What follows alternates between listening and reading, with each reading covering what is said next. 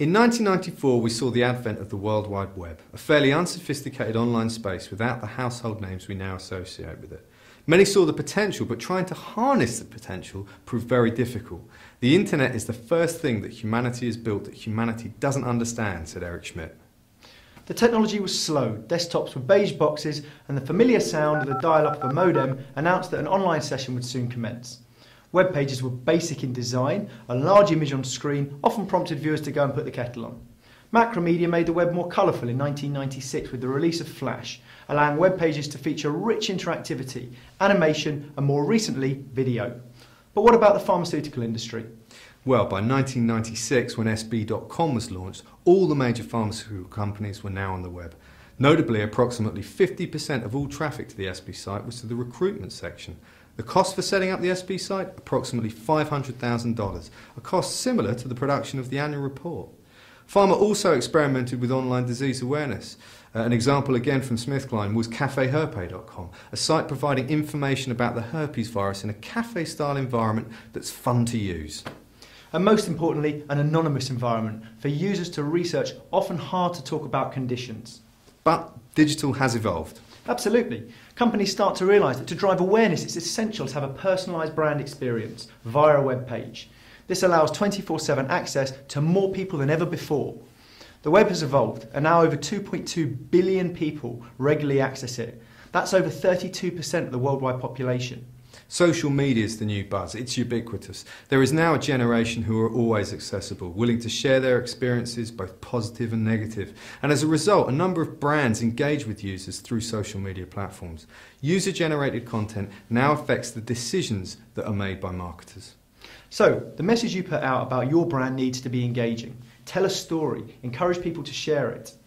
Statistics suggest that patients want information from pharma, but from websites rather than social media channels. Those same statistics show that HCPs rarely use pharma websites to get information.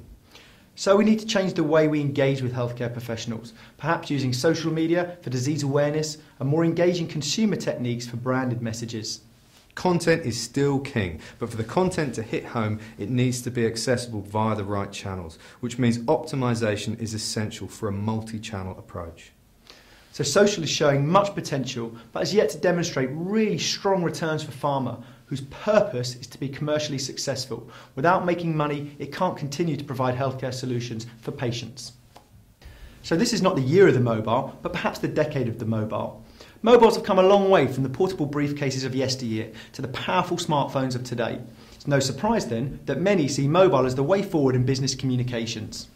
Mobile use has tripled in the last year and is expected to double year on year until 2014.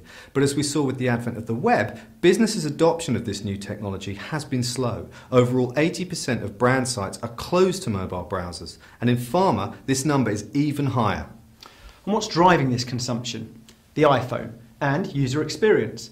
Apple's iPhone business is bigger than all of Microsoft's, and at the heart of this growth has been the app. For pharma, the opportunities are plenty. Whilst the iPad has transformed the detail aid, there is now the opportunity to talk directly to HCPs without the rep via a mobile device. There is even an HCP-only area of the iTunes store. And with the Google Nexus on the horizon, mobile growth actually slowing in anticipation of the iPhone 5 and ubiquitous 4G, it takes us back to Eric Schmidt. But digital is not just online, and much of the real fun is happening offline. The same hologram technology as used in entertainment and retail is now being deployed to create virtual key opinion leaders in medical communications.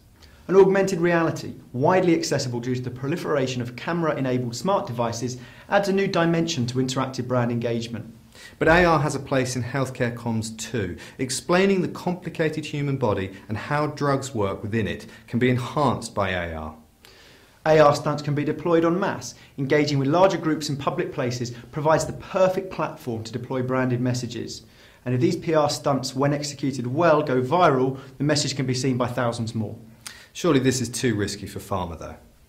Not so. There are already plans for similar projects to raise awareness of chronic conditions. And then there's Google's Project Glass, one of the boldest projects in augmented reality to date.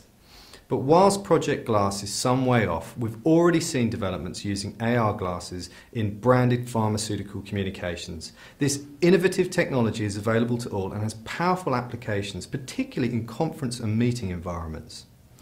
Much of this innovation is fueled by technology, and the pace of development of hardware appears to be accelerating. Just look at the Apple example. So what's next? Mobile is in the ascendancy, and the web, whilst definitely not dead, well, its role is definitely diminished.